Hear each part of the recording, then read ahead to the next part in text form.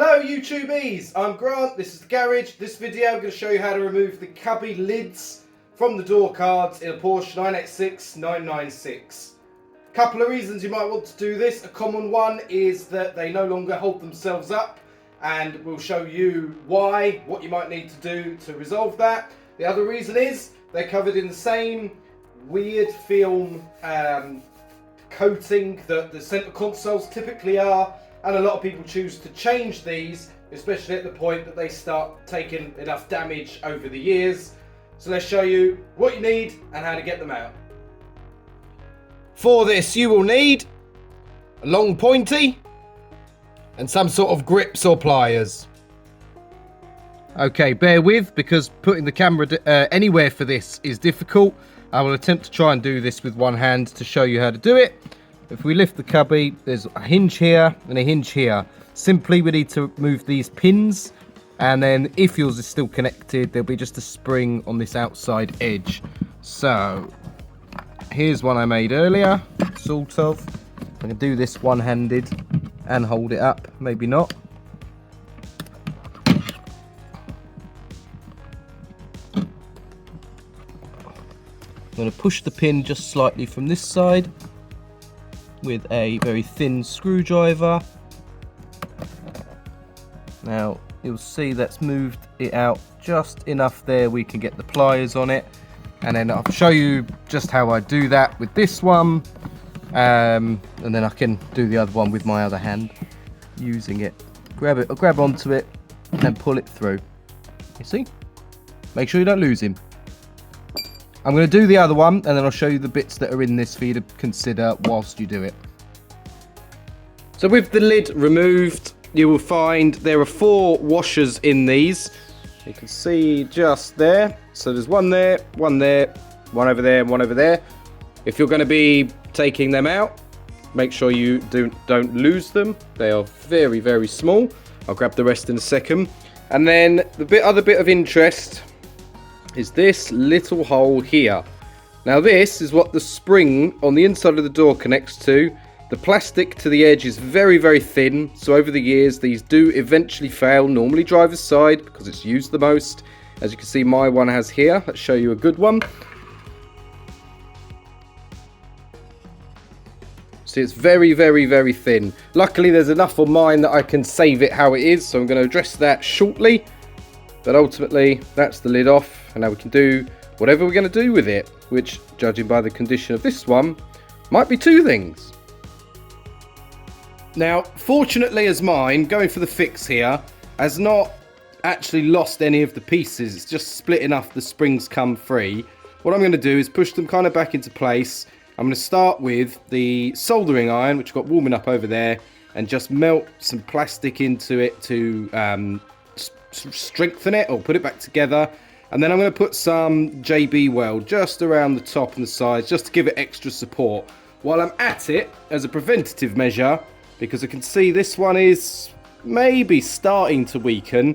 I'll put just a little bit of JB weld on the outside of that as well, just to give it an extra layer, something extra hard, and hopefully we'll never have to see the inside of these again. And then I'm going to do something about this covering. Let's fix this one.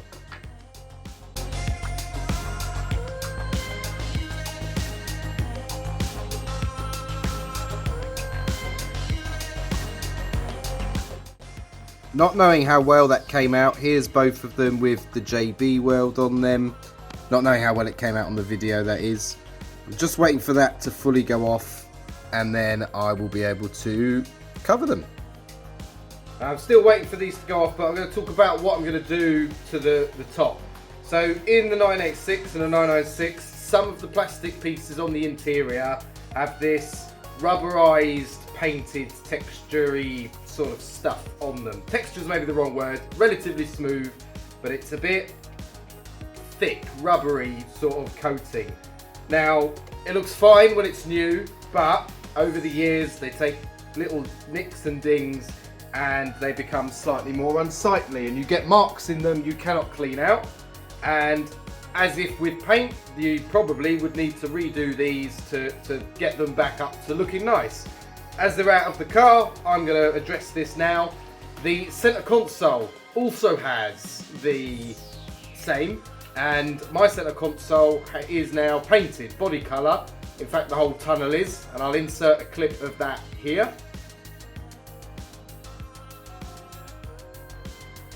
So for me to keep this material in here, it being the last piece of the interior I think that has it on it, wouldn't make as much sense. Now, your options are obviously you could wrap it, and go ahead, wrap it. A lot of people carbon fibre skin these. You could dip it. I don't have the facility to do so, and it wouldn't match anything else. You could paint it, and that would require, for the best results, sanding down all of this material. Now this stuff gums up sandpaper, it doesn't come off easy, it's frankly not very nice to work with after the fact. So I want to avoid that. The only other thing would be if I painted these a, maybe say, body colour, then I've got that in the door, and I don't want that. I recently put black door handles in, I want the doors all black. I could paint them and go for a gloss paint, and that would match the door handles, and that would probably look great. And I'm going to save that for plan B, partly because I don't want to sand this, partly because I want to try something else first. And what that is this. Now this is fake suede. I've used, actually this is an offcut that I had because I've used it to great success in the Project Focus for the dashboard. It's relatively thin, it's nice and smooth, and I think actually having a more matte look part in the door will actually elevate the look of how the door looks generally, as well as make it a little bit nicer, ever so slightly nicer when I put my arm on it. So I'm going to have a go with this first, once that's dried properly, and if I do a terrible job, or it looks horrible, or I don't like it, then I will take it off and I'll sand them and paint them. So I'm going to do that once these are dry.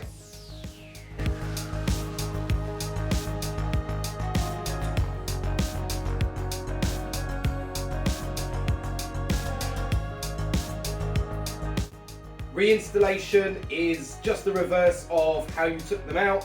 It helps to put the spring through the hole first, and then position the furthest away bracket, get that pin through, push the spring side in and push that pin in. Make sure you put the washers back.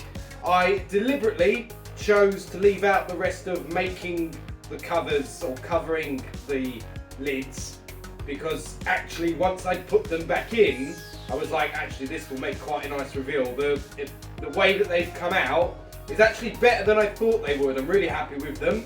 So if you've watched this far along, hang on a few more seconds and I'll show you what they look like.